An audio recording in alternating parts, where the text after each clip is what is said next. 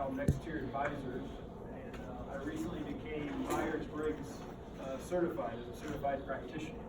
And I understand from Don that you guys have been studying that, and I appreciate the opportunity to come down and talk to you a little bit about Myers-Briggs, as well as how you can implement that in the culture of whatever business or company or team you might be working with. So some of this today I'm going to go over. I like to walk around while I talk, so I hope that doesn't bother anybody. But some of this I want to go over today is going to be a little bit of a review from what you read in your book, but I also want to go into a little bit more detail about what all the different dichotomies with Myers-Briggs means, and maybe some some practical applications of that in the workplace. Okay. So hopefully not all of it is a really in-depth review for you, but I want to give you a little bit of a background based on some of the stuff we're going to talk about. So a little bit about myself. I've been out of college now for about 22, 23 years. I'm a graduate of Indiana University, so don't hold that against me. But I have a bachelor's in kinesiology, believe it or not, so the study of sports physiology. So what I do today has nothing to do with that. But it did give me a good background to build upon my background to where I'm at now. So after college, I want to be on TV. I want to be a sports writer, and that didn't work out. Or sportscaster didn't work out, so I went into management. I worked for a retail company for about 3 or 4 years. After that, I got hired on by Xerox Business Services in Indianapolis, Indiana, and had the opportunity to run a team managing their entire print facility over about 3 locations. So at that print facility, we did all the publications to the FDA to have all the drugs at Eli Lilly to be approved for market and so forth. So it was very high paced. A lot of ability to work with the team as a young manager. I wish I would have known some of this stuff back in the day, because I think it would have changed my approach on things. But it also gave me the opportunity to learn a lot on my own. So following that, I followed my manager who left the company. He went out to New York City, and I went out to New York City and worked in Manhattan for about 3 years, managing a print facility for a financial printing company. So we did stuff for Bear Stearns, Morgan Stanley, and we had print facilities around the world and around the country that we managed. So again, I wish I would have known some of this stuff when I was managing all those people, especially in a remote setting. There's a lot of virtual interactions and virtual leadership we had to do. Following that, I came back to the Midwest where I grew up and worked for FedEx for 14 years. And I managed, I was on the Kinko's side. Everybody heard of Kinko's back in the day? So it was right before FedEx purchased Kinko's. And so I was hired on 2 months before FedEx purchased Kinko's. And I had to help implement the new culture of FedEx into the Kinko's organization, which again was very challenging, but I learned a ton about how to work with people and how to understand kind of the end goal, how we're going to get there as a team. So all of that together, after FedEx, I went and worked for a nonprofit for the last 4 years called the International Society of Agriculture. So I was the director of credentialing, and I was responsible for basically running the credentialing program for about 40-some thousand people around the world who are our credential holders. Probably at that point in time, it was the best team I ever worked with, was the 9 people in our office there in Champaign. So we got to that point by using some of these things that we're going to talk about today, but also because we were on the same page and we were all very self-aware about our preferences and what we were about and how we can interact with each other. Okay? So back in December, my company decided to relocate to Atlanta, Georgia. I said, that's not right for my family and I. And so I created this company called Next Tier Advisors. And so it's just me. I'm doing consulting with organizations around the world on how to transform your culture using Myers-Briggs and some other things we're going to talk about here in just a second. So that's kind of my journey up to this point. I wouldn't take any of it back for a second. I've learned something along the way, and all I can do is encourage you guys. You go through college, you get out of college, that first job, take it all in, and just be learning every single day, because you'll never know where it's going to take you down the road. So a couple things we're going to talk about today. How do you as a leader recognize and leverage your self-awareness? Okay, what's self-awareness mean to somebody? Anybody? We're going to be interactive today, so it's going to be kind of fun. Self-awareness? I know it was in your readings this week because we talked about Hertzberg and some of the other theorists. So What does self-awareness mean to you? in your own words.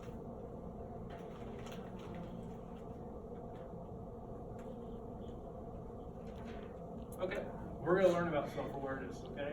If you can't answer, that's all right. We'll go on and we'll get to that. How do you create productivity outside of the limits you and the culture in which you work have placed upon you?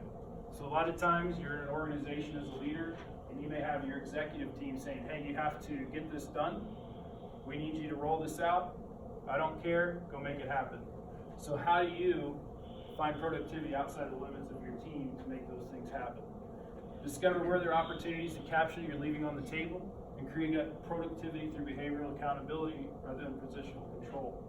So Myers-Briggs is all about self-awareness and how you as a person prefer to do different things and your personalities, and how you can then understand that about other people and interact with those people to achieve behavioral accountability, to achieve productivity outside of maybe the norms that you would do without those things. So we're going to watch a little video called Self-Awareness. Hopefully you can hear this. It's only a couple minutes. And has anybody seen this? Does it look familiar? All right, good. The notions of self-awareness and reflection are so widely associated with change processes that they could almost be considered truisms. In fact, one leader told me that their mother drummed this concept into them from childhood. In a wonderful Manchester slang, she would say, I wish the Lord to give thee us to see ourselves as others see us. Leaders that practice disciplined reflection create an impact that is more aligned to their leadership vision. I liken this to a movie, where there are multiple elements that go into creating a film in line with one's vision. The first element is that of acting. In particular, the notion that at the outset of their journeys, leaders are acting in a repetitive movie, a bit like Bill Murray's character in the movie Groundhog Day. At 6 a.m. every morning, Murray's character wakes up to Sonny and Cher's I Got You Babe on the radio, and the dreaded realization that he is doomed to repeat the same day over and over again. He is trapped in Groundhog Day. Like Murray, in the early part of their leadership journeys, leaders tend to relive a similar reality day after day. One leader I worked with woke up and prepared himself for battle in the public services like a Special Forces squadron commander, while another leader woke up with the dreaded feeling that, no matter what they tried, the day would be a struggle. Like Murray, leaders do not comprehend that they are perpetuating their Groundhog Day through their own actions and impact on others. This is because they lack the time, the space, and the reflective capabilities to effectively plot an escape. This leads me to the second application of the movie metaphor, the notion of the editing suite, to describe the manner in which leaders become more aware of their impact through disciplined reflection. One leader observed that it was very powerful to stand outside myself and look back as though I was seeing myself replayed on video. This enabled me to see how I was actually working against my vision of effective leadership. This is what the scholar Donald Shon calls reflection on action. One of the key mechanisms for taking leaders into the editing suite is through regular one-on-one coaching sessions. One leader commented that these sessions help double my reflection, understand myself better, and illuminate my blind spots. Beyond these one-on-ones, there are times when the entire leadership team come into the editing suite together as a group. These sessions involve each leader reflecting on their journey to date, preparing a formal progress report, and receiving feedback and reflection from their peers. Over time, leaders will increasingly take themselves into the editing suite without any outside intervention at all.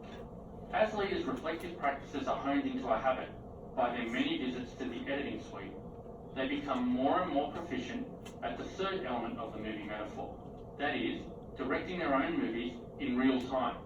This is what Shon calls reflection in action. One leader recalled a memorable example saying, I realized halfway into a team meeting that I was actually facilitating competitive behavior among two of my direct reports. I caught myself and corrected the behavior. Both of them were quite amazed at how I did that, and it became a powerful learning experience for me and the whole team that we still talk about today. In fact, my key learning here is that through their heightened reflective capabilities, what leaders effectively learn to do is to slow their movie right down. They are then able to draw upon their learnings and their ever-expanding repertoire of tools and strategies to direct a movie that is right in line with their leadership vision. Wish I could draw like that. No way. So, I like that video. I just came across that a couple days ago because it really does show, as a leader, how you can kind of self-reflect and become self-aware of your traits, your preferences, your personality, and how you can then understand those same things about your employees, your coworkers, your peers, maybe your boss or your supervisor. And so what we're trying to do with my company and just in culture and performance in general is, if you look at your productivity on the left and your behavior on the right, there's a line, right? So as you become more collaborative, you're going to become more productive, right? Does everybody agree with that? So, and then you've all heard the word paradigm. So this dotted box here, or this box, is your realized productivity. That's the culture and the paradigm that you work in every day as a leader, as a team, as an organization, whatever it may be. So what we're trying to do with Myers-Briggs and some other things is we're trying to figure out what's left on the table and how we can go and increase that productivity and literally think outside the box to get there.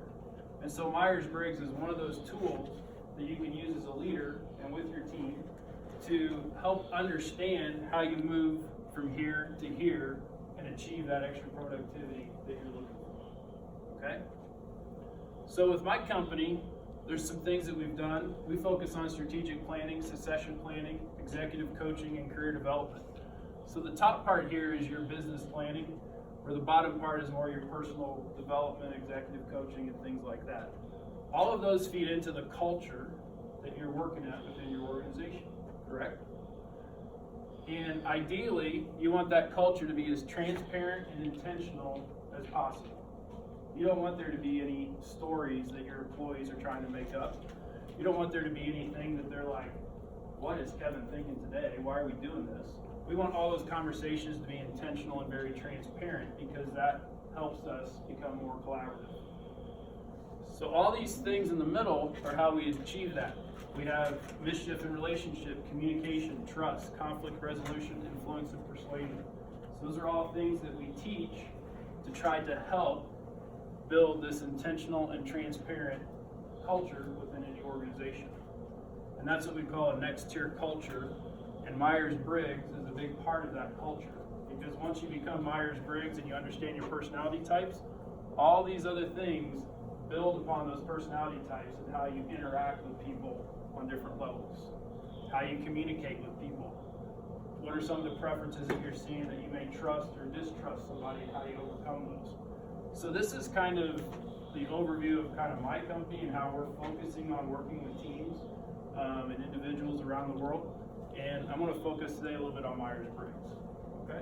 I just want to give you a little bit of background of kind of how this all fits into leadership and culture development. So this is the part where it's going to be a little bit of a review for you, but I think it's important to go through. And as we're going through this, I want you to kind of, I know you haven't taken, has anybody taken Myers-Briggs, the assessment? You have? Okay. So as you're going through this will be a nice review. For those of you that haven't, you can kind of jot down what you maybe think you are in terms of, or what your preferences are for each one. And that'll kind of give you a little bit of a framework as we're going through this.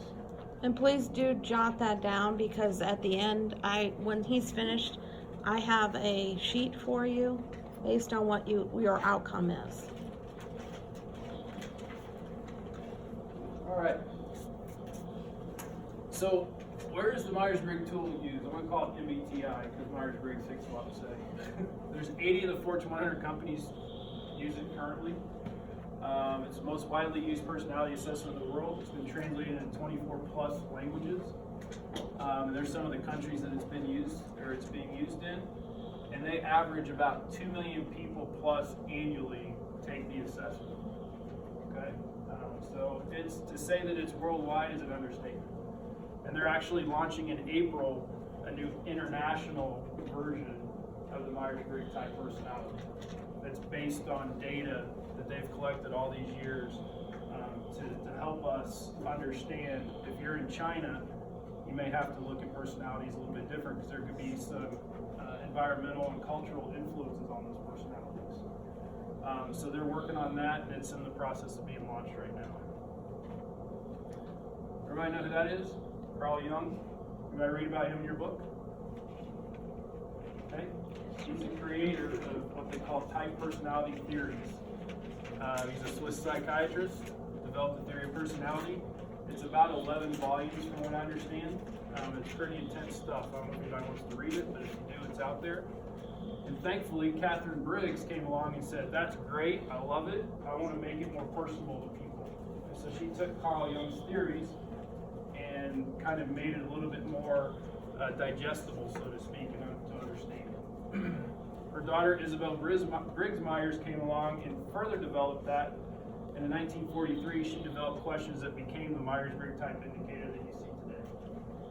So that's kind of how the three of them are all related. So it's all based on Carl Jung's theory, type theory. Carl Jung talks about personality being the innate ways we think, feel, and act on most occasions. They're inborn characteristics, they're enduring, and they're core of who we are. Behavior, on the other hand, is observable acts and the result of a complex mix of factors.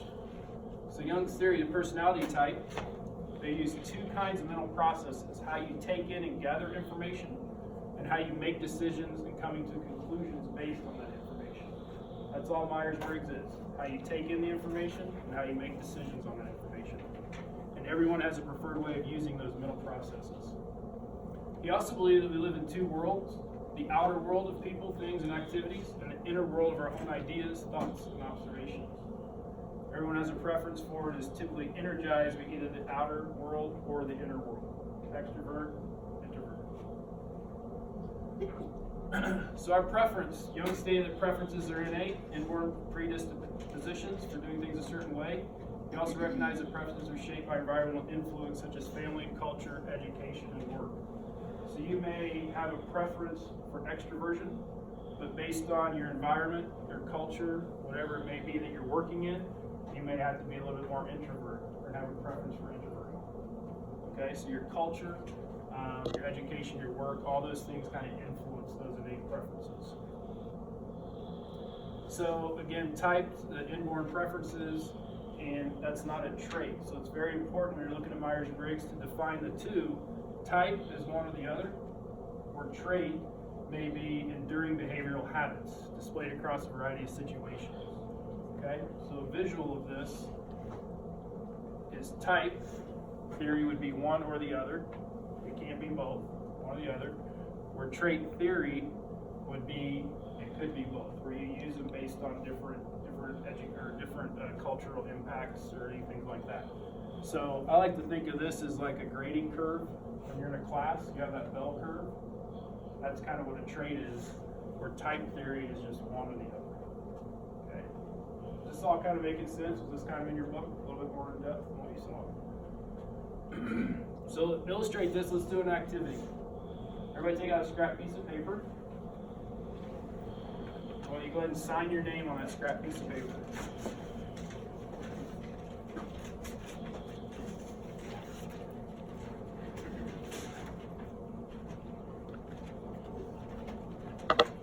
Am I done? I'm going to illustrate what type is. Now, when you sign your name again, but use your other hand. Well, you can't. You have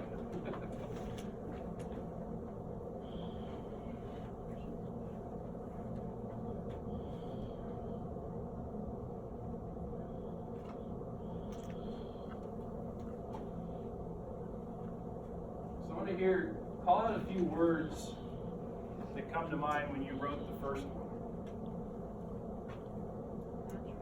What was it? Natural. Natural, okay. Easy. Anything else? Natural, easy. What was that? Fluent. Good. What about the second signature? What words come to mind when you wrote that? Funny. Funny? Anything else? What was that? Forgery. Forgery. Yeah. Mine was the same, honestly. It was? Okay. So, where do we get our preference for using one hand over the other? How does your environment influence that? Were you just born left-handed or right-handed? Do you think so? Okay. Anybody have any maybe stories about where, as you were younger, you were being right with your left, but your parents wanted you to write right-handed? Or it was easier or more difficult for you to write one way or the other? No? I like to tell the story of my daughter who plays softball. She's left-handed all the way. She's always written left-handed, no doubt about it. She went out to start playing softball when she was younger. She was having trouble playing as a left-handed player. We switched the glove to the right hand, so she plays softball right-handed. So that's an opportunity where the environment, and I had that influence on her saying, okay, your preference is left-handed. When you're playing softball, you're going to be right-handed. And here's why, okay? So we can all do and use both hands for writing. One's natural and comfortable and automatic where the other one isn't. Okay? So if you look at Myers-Briggs, the preference pairs they talk about, this is all in your book, you have 4 different dichotomies, they call it. So extroversion, introversion, opposite ways to direct and receive energy, sensing and intuition, opposite ways of taking information, thinking or feeling, opposite ways to decide and come to conclusions, and judging and perceiving, opposite ways to approach the outside world. Okay? This is where you have one or the other. Okay? As you get into type 2 Myers-Briggs assessments and so forth, it talks about how they interact and how you change those preferences between the two. So if you look at extroversion and introversion, how we direct and receive energy, people who prefer extroversion direct their energy and attention outward. Right? Energized by interacting with people and taking action. Introversion is they direct their energy and attention inward. Energized by reflecting on their own ideas, memories, and experiences. We use both preferences, but usually not with equal comfort. Okay? Makes sense? Here's a little version, a visual that we like to show to kind of show what that looks like. And how people in direct receive energy is drawn to the outside world, tend to be sociable and expressive, prefer to communicate by talking, drawn to their inner world, tend to be private and contained, prefer to communicate in writing, work out ideas by reflecting. And there's a few other things, people that refer some traits that they have or things that they show. So based on that, there's some words.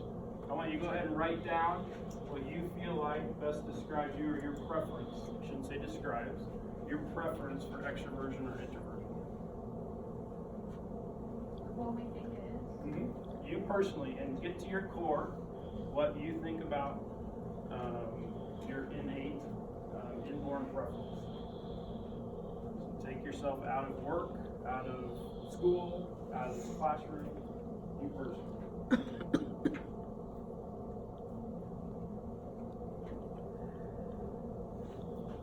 Next dichotomy is sensing or intuition, the way we take in information and the kind of information we like and trust. People who prefer sensing focus on present realities, verifiable facts and experience, focus on future possibilities, the big picture and insights. We all use both perceiving, but we typically prefer to trust one of them more. So when you think of sensing, it's a very methodical taking in and presenting information in a sequential manner. 1, 2, 3, 4 is how I'm going to take in that information. Where intuition is more presenting information in a snapshot or a bigger picture kind of way. Okay, and I'm going to have something here in just a second that'll kind of illustrate what we're talking about here. So I'm going to show you a picture. Does everybody see the screen all right, I hope? I'm going to show you a picture for about a minute. And I want you to try to identify, I'm going to ask you some questions about this picture at the end. And it's going to help identify sensing versus intuition for you, okay? You guys ready?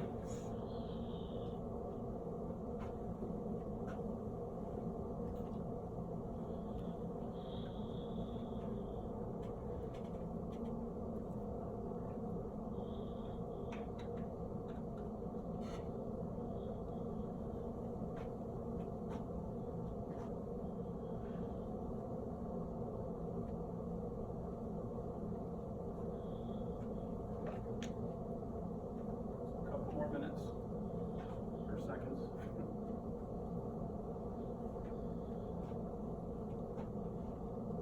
All right.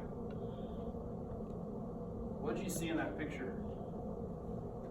What did you see? I saw like a clock and a hand and like the dogs and the clocks. Okay. Clock, hand, doves. What was the last thing?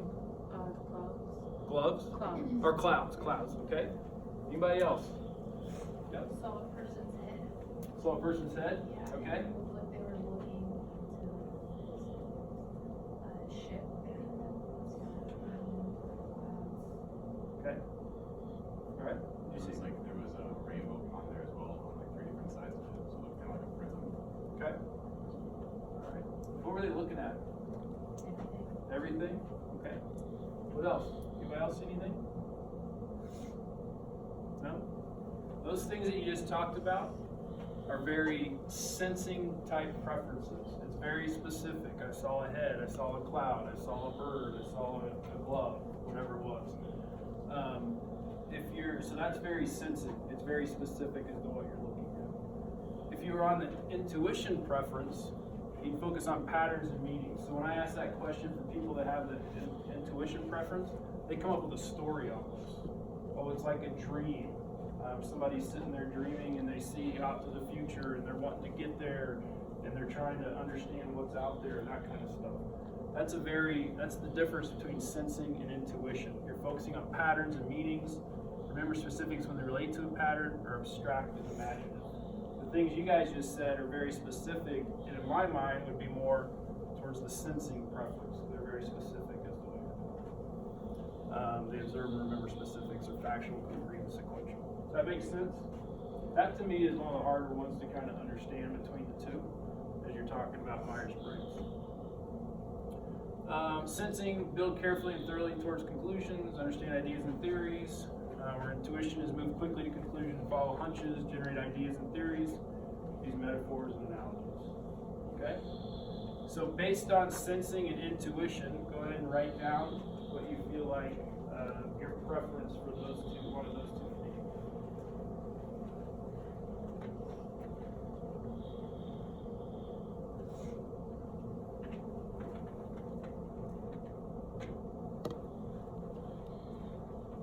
Thinking and feeling, the way we decide and come to conclusions. So the first two dichotomies were more about how we take in information. Now is when you start looking at how you go about deciding and come to conclusions.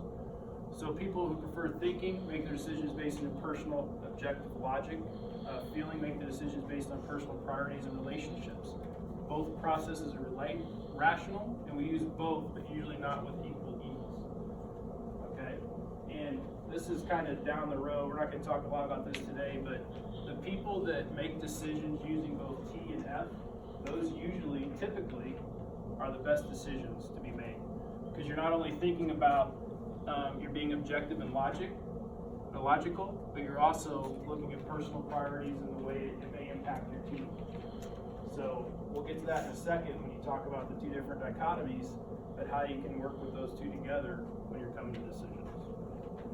So thinking, make decisions by stepping back from the situation, taking an objective view. Or feeling, you're making decisions by stepping into the situation and taking a more empathetic view based on that. So again, people who prefer thinking like to analyze, use cause and effect reasoning, solve problems with logic. Or the feeling, they step in to identify with those involved, they empathize, they're guided by personal and social values, they assess the impacts of decisions on people. Okay? Both perfectly good ways to make decisions. One just a little bit more objective and methodical, as opposed to, hey, how is this decision going to impact my team and the people around me? So based on those definitions, go ahead and write down which one you think your preference would be between thinking and feeling.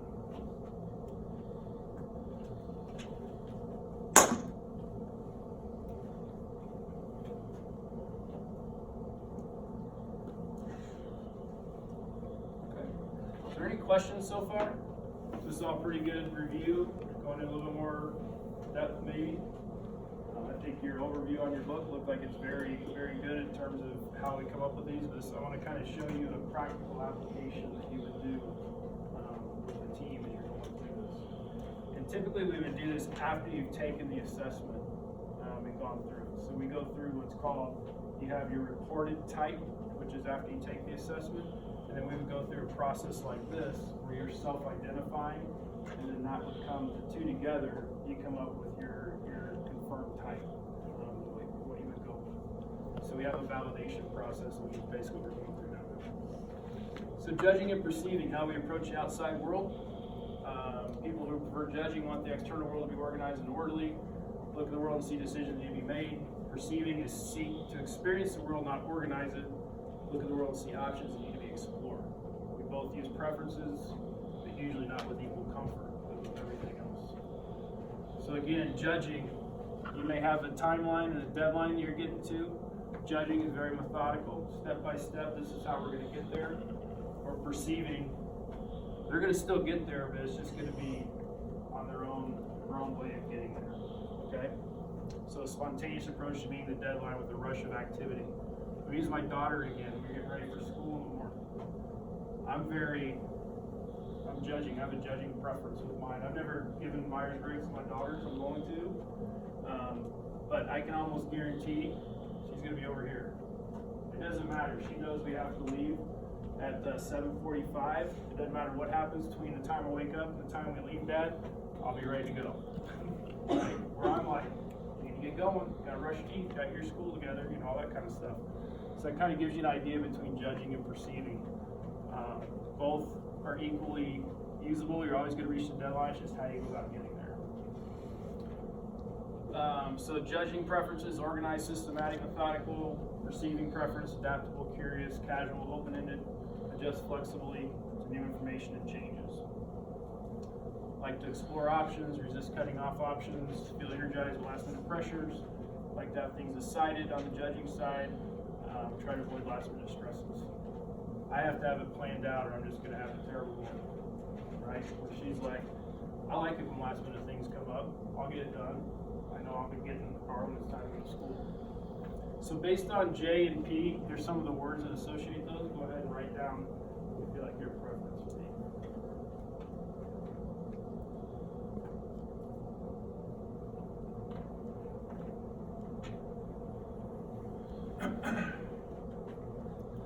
So when those four are combined, that indicates your personality type. And we're doing this kind of at a high level, just to kind of give you an idea of the differences. But at this point in time, we would go through and validate what you came up with against your reported type. And then we would go through some steps to go through and further validate that. Okay? And one thing with Myers-Briggs, it's all confidential. If we were doing the assessment for real, you providing your results is totally up to you. It's between you and the practitioner that be doing that. But for the purposes of today, I'm going to share with you what mine is. I'm an ISTJ. Okay, so you go through both reported type and validated type as I go through it. I've taken the assessment 3 times, and I get the same exact thing every time. So, but anyway, so that's my type. So at this point in time, there's the 16 different personality types that you can come up with in your different ones. So you saw that in your book. And each one has their own kind of, preferences and different things about them that you can read about. And I think you have a handout too in your book that talks about what each one means. Yeah, the chart is on page 44. There you go. So so that's Myers-Briggs. We're gonna go through a couple things real quick to show you kind of some practical applications of Myers-Briggs in the workplace. Okay, so what we just did would kind of be step 1 as I go in to talk with the team. I would suggest we need to implement Myers-Briggs type 1 and type 2 personality assessments. We're going to come up with your personality types, and then we're going to start working with your team on how we can go and enhance your culture using Myers-Briggs as kind of a basis. Okay? So we're going to talk about what's called a living type table. So what you would do with the team, you have your 16 different types there. I've made up names, so if you know somebody on here, it's made up person. We would go in and chart on there where everybody falls. Now, obviously, if you have a huge team, you're not going to be able to do that very easily. It's going to be this huge chart. But for about this many people, it makes it really nice. If you have a whole organization you're working with, you probably want to do department by department to begin with.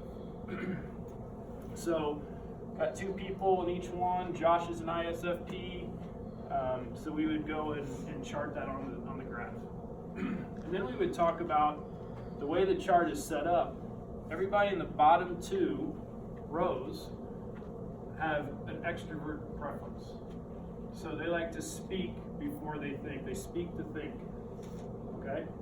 So that would be something as you're working with the team to understand Beth, Buddy, Brandon, Neil, Caitlin, and Tim, that's their preference.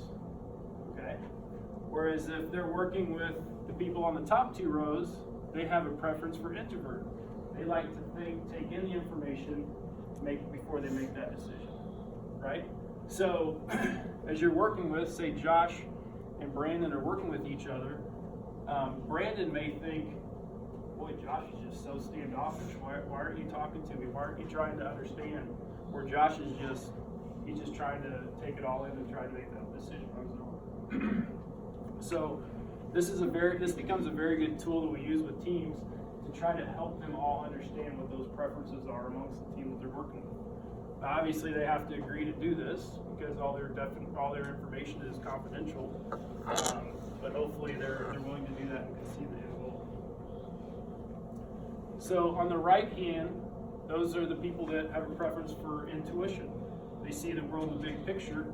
Or the left hand, they see the world in the details that we talked about. So you can start to see how those 2 groups of people understanding those preferences, they can maybe change the way they interact with each other or the way they approach a project or whatever. Knowing that the people on the left-hand side, they may need to get a little bit, they're going to be very focused on the details, where the people on the right-hand side are going to have a preference for the bigger picture. Right? Is all making sense? See a practical application with the team. In the middle, or on the outside too, those are thinking, preference, logical decision makers. So they're the ones that are going to go through step by step to make those decisions. Where the inner part are the people-oriented decision makers, customer service based. They want to make the right decision, but they're going to make sure that it has the right impact for everybody. We have that harmony amongst the whole team.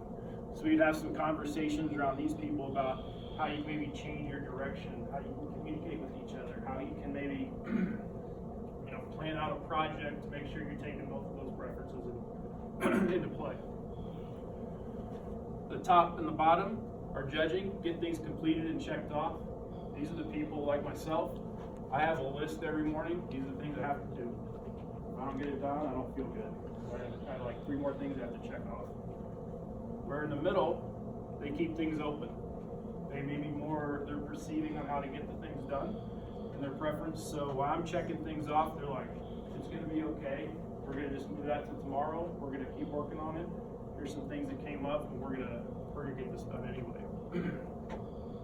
So you can see, if you can understand with the team what your team type is. So in this case, it's an ESFJ. You can then start to work with that team on what their strengths and what their pitfalls may be, or roadblocks. So knowing what you know on Myers-Briggs, what would be some team strengths for this team in particular, based on just their type preferences? Communicating? Okay. Making a list, thinking like objectives. Making a list, objective, getting things done. Good. Anybody else? Be very outgoing, warm, friendly, customer service focused, fact-based, practical. You guys said, have a plan, a great plan, just follow me. Hey, we got the plan, these are the steps we're going to do, we're going to get it done. Whoops. So what would be some blind spots that this team may have to be worried about or take into consideration?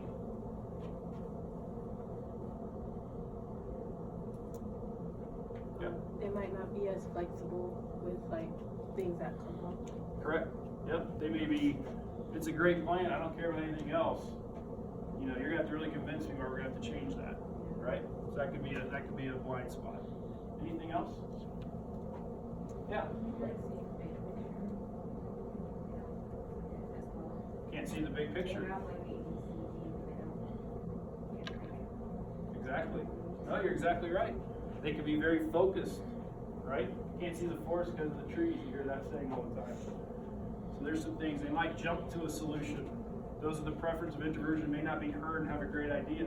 Might not take into consideration other ideas or points, exactly what you're talking about. We see a lot with the preference for introversion here, where, you know, I may have a great idea in a meeting, but I don't feel comfortable talking about that, right? And so my manager, if they knew, or supervisor or coworker knew I had that preference for introversion, you could very simply say, hey Kevin, what do you think about the situation? Then I open up and I'm all over it, right? But I may need that little bit of, you know, encouragement to speak up sometimes. So understanding those preferences amongst the team is how you can really start to work on how you can collaborate to get to those thinking outside the box, out of the productivity we talked about. So how do you see Myers-Briggs type creating problems in how peers and direct reports perceive each other? We talked a little bit about that already, right? Anything else? Or you talk about type clashes between perhaps a direct report and a supervisor. How might you go about short-circuiting those clashes? Right? I just gave you one example of introversion and extroversion. How do you see perceptions of others' type getting in the way of leadership? I gave you the example earlier where somebody may think they're very standoffish and they're like, why isn't Kevin speaking? Or why isn't Kevin responding to me? Well, I'm internalizing things, right? I need to think through before I do that. Now can self-awareness around type preference create a positive change in culture? So all of these things would be things that I would ask that executive team and that team that we're talking to about, okay, we got the Myers-Briggs results. How can we now start to implement things to change your culture, to be working on those strengths, trying to overcome those blind spots? So one thing that we would do is we create action plans over this with the executive team. Now this could be either at a team basis, or as I'm doing executive coaching with individuals, I may be working with the CEO or the vice president and say, okay, here's some things that you can work on. Let's meet every couple of weeks and talk about it and to see what we can do to try to enhance your ability to kind of overcome some of those blind spots. And we're going to talk about how we're going to do it differently, how and when will we do it, who's going to take responsibility for championing it, and how we check to see if it's working to make necessary modifications.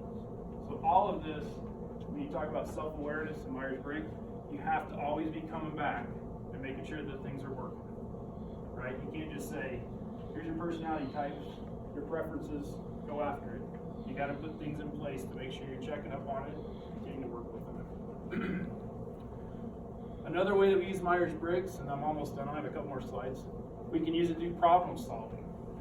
So when you talk about sensing, you're going to look at the facts and the experience. So say you're trying to, cut $200,000 off of your budget for next year. You're going to go through, we need to get the facts.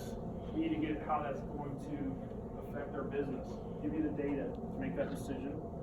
We would then walk through and do the intuition, where we're going to say, what are the underlying meanings of that? So if we make these changes to the budget, what are some other perspectives that we need to take into consideration before we make those changes? So we would walk through this step with them when we're doing some problem solving. We then look at the thinking, so the logical analysis, the pros and cons. So we look at the facts, we're looking at other perspectives, maybe some things we didn't look at, and then we sit down there and list them out, what are the pros and cons for each one of those, and how are they going to have an impact on the decision. And then the feeling, how's this going to affect the people and the mission and the values of the organization. So this is just another way that you can utilize Myers-Briggs, not necessarily their personality types, but you can pull people in that have a strong preference for sensing and say, we have this decision to make. We need to get all the facts. We're going to look at our team type table. We're going to pull from some of these people because they have a preference for those kind of things. So this will be another workshop that we can work on with our teams that we're working with if they have a big decision they need to make and some problem solving. Does that make sense? I'm losing my voice, sorry.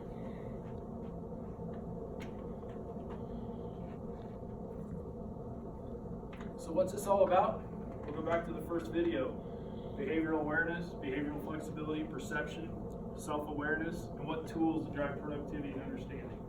As a manager, you're always going to have those situations where you might be I just don't understand what is going on with that person. Well, if you have Myers-Briggs, you can maybe look into those preferences and have some meaningful conversations with them about that. Being flexible with your behavior, knowing that I have a strong preference for introversion. When I'm doing something like this, I need to move that preference over to extroversion so I can, communicate effectively with you guys. Perception and self-awareness again. So all of that is the goal, is to move up to that other productivity and thinking outside the box, trying to change that culture so you're really moving things out and trying to identify what's left on the table with your team. And Myers-Briggs can be a big tool for that. And so there's the next tier culture model again, and I guess that's all I have to cover today. So if you guys have any questions, I went through a lot of it very quickly. I'd be happy to answer any questions you might have. Or Donna, if you have anything. So what would be a typical call from a client that they would request services from you, for example? Okay. Typically, I'll take a client I have down in South Carolina right now. It's a new company. They do a couple $1 million a year. It's him and his wife running it. And he has about 8 other people that work with him. And he's like, we're just right at that point where we need to jump to the next level. But I have a lot of fighting amongst my crew. I have a lot of people that we're just not understanding each other. I just need that one other thing to try to help us all have a common language to talk from so we can work on and improve our efficiencies and provide our services. So I put a proposal together. We're going to go down and do some strategic planning, like, okay, what is that next level for your organization? How are you going to get there? What are some of the pitfalls you're thinking of? And some of the things we need to try to take into consideration. We're going to do all the training with his team. We're going to do the Myers-Briggs. We're going to help them understand their preferences and how they can relate to each other and how they can communicate a little bit better for each other. We're going to do a lot of conflict resolution and building trust. Because right now, his team, they don't understand where the CEO's going, the owner. He's just like, I'm learning this all by myself too. I just know that there's a big opportunity out there. So we're going to work on all these modules with him to come in and try to build his team up to set them up for a sustainable future. And then we'll do executive coaching with him, and then also succession planning and career development. So what happens when his number one supervisor decides to leave or retire? Who's taking their place? So that's one example of somebody just called. I knew him from my previous job, and we're going to go do some work for him to try to help build that culture to get them to the next level. So one last question, it's twofold. With consulting and all of your prior work experience with regard to your journey, and this being a management class, an introductory management class, so to speak, what was your most successful management experience and what was your most challenging? Ooh, that's a good one.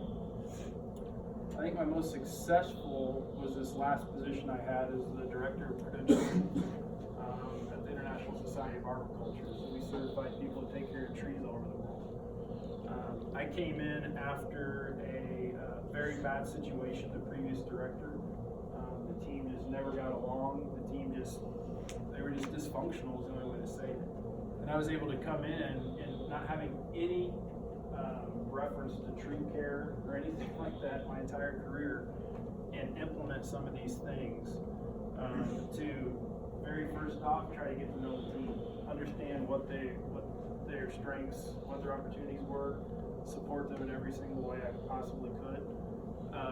Understanding, we didn't use Myers-Briggs. We did, but not officially as an organization. We used a thing called True Colors.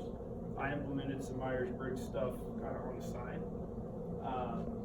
But trying to understand each other and how we all click and what makes us click took that team to the next level. When I took over, we were doing about $2 million a year. 4 years later, we hit $3.2 million a year. And it was all because I didn't even change the team.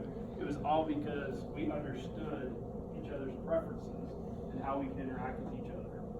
Where that manager before, it was all about, it's my way or the highway, I don't care, we're gonna get this done. There was no interaction there, right?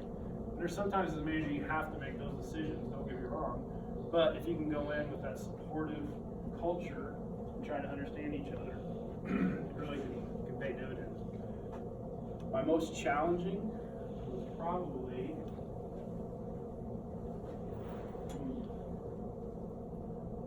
when I was at Xerox as a new manager, taking over an organization that I had 3 facilities that I managed, and probably about 15 employees. They'd been there forever. They had no sense of what the overall goals of the organization were. They were all just in it for themselves. They wanted to collect a paycheck. That was very difficult for me to go in there, not knowing any of this. This was 20-some years ago. To go in there and say, I remember going home at night going, what have I got myself into? You know, what am I going to be doing to change this?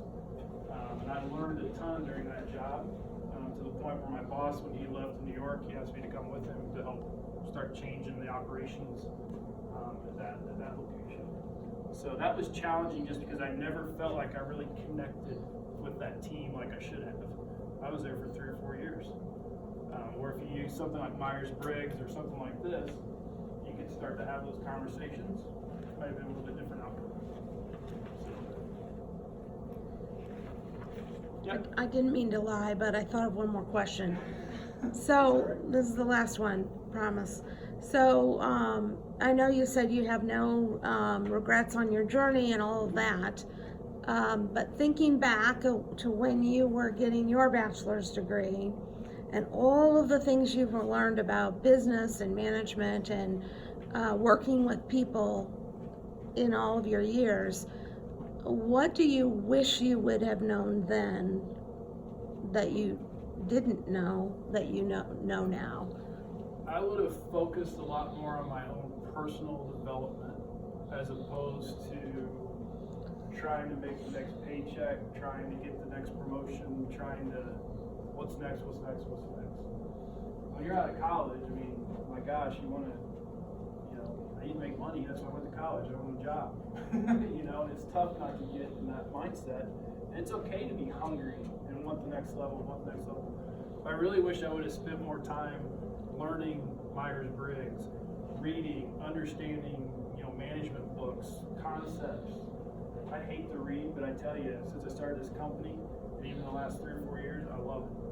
And always trying to find out, instead of what's next in terms of the position and the money, it's what's next in terms of what can I learn to help these teams and organizations reach the next tier, reach the next level. And that's just something I didn't do. I didn't focus on myself. I got my degree and it's like, great, where's the next paycheck, what's the next position? I wish I would have focused a little bit more on that. Because all of this stuff I've learned over 22 plus years, or some of it, you still need real life experience. Some of it I could have been a little bit more effective if I would have done a little more, internalizing in terms of learning my own, what I need to work on. So that's the one thing I would change.